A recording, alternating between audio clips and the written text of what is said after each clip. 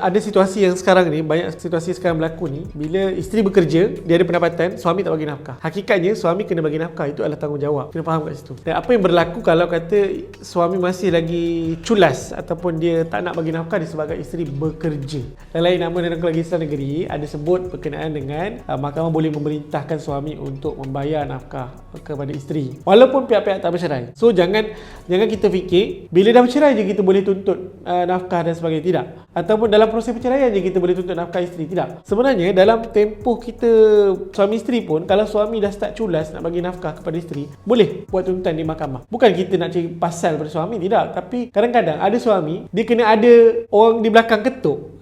Siapa di belakang tu? Perintah daripada mahkamah lah. Dia tak kena ada orang yang ketuk dulu baru dia buat benda tu. Dan untuk pengetahuan, dari sudut perintah nafkah ni, kita boleh minta sampai tahap kalau suami tu kerja yang dia ada jabatan HR, dia bekerja ke kerajaan kan, maknanya ada company yang menguruskan gaji, kita boleh minta sampai tahap untuk buat penahanan gaji. Dan dalam perintah nafkah isteri tu boleh buat sampai tahap macam tu. So perempuan jangan rasa macam suami dah tak nak bagi nafkah sebab aku dah kerja. Jangan. Kalau itu hak kita, kena tuntut. Melainkan you redha lah. Kalau redha tak ada masalah. Betul kata benda ni perlu buat perbincangan. Kalau tanggungjawab suami, kita sediakan makan minum, pakaian, tempat tinggal, alat kebersihan diri, dan kalau ada kemampuan bagi maid kepada isteri. Tapi kalau kemampuan kita terbatas, tapi kita terbatas, sediakan apa yang wajib. Tapi kita ada kemampuan dan tak nak sediakan juga benda tu, isteri boleh tuntut, dapatkan perintah daripada mahkamah. Dan kalau kata perintah itu dah dikeluarkan, suami masih lagi tak nak bayar dan sebagainya, dia ada satu lagi permohonan untuk mendapatkan tunggakan nafkah isteri. Pengalaman kami, kita pernah kenalikan kes tunggakan nafkah isteri hampir RM100,000. Tunggakan nafkah isteri ni kena ada perintah berkenaan nafkah isteri dulu. Dia tak boleh terus tuntut sebab mahkamah nak tengok macam mana mahkamah nak kira berapa tunggakan dan sebagainya. Faham tak? Bila start dia tak kena bayar, dia nak patutnya kena bayar, dia tak nak bayar, kena kira berapa kali tunggakan. Darablah dengan berapa perintah yang mahkamah keluarkan tu. Sebab tu kita ada permohonan untuk dapatkan tunggakan nafkah isteri.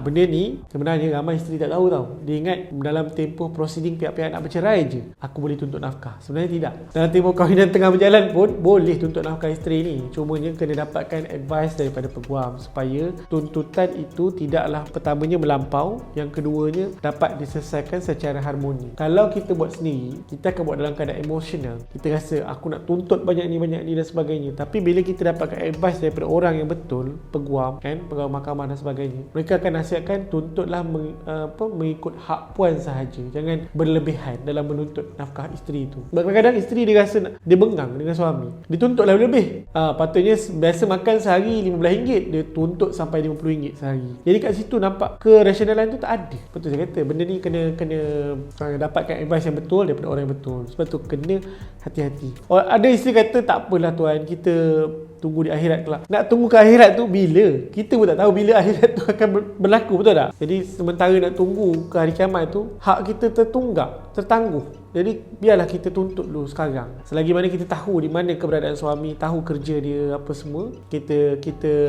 tuntutlah hak pada suami tu.